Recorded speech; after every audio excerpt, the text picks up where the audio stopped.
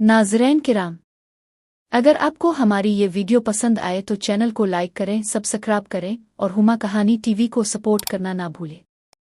आपकी सपोर्ट ही हमारी कामयाबी है। गांव नूरपुर में फजर की अजान के साथ ही एक नया दिन शुरू होता है। सायरा, एक मोहनती बहू, वो सबसे पहले सहन साफ करती है ताकि घर साफ सुथरा रहे। सास अंदर से, सायरा चूल्हा जल्दी जलाना। सायरा, जी अम्मा।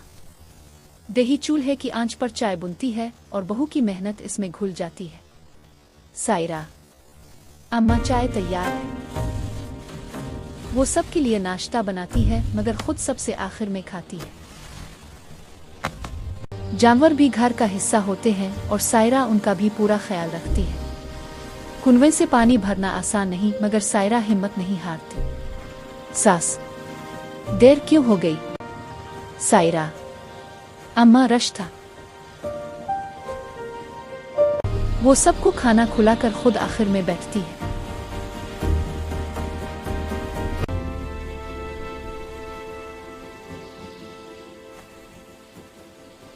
शाम भी काम में गुजर जाती है मगर चेहरे पर शको नहीं।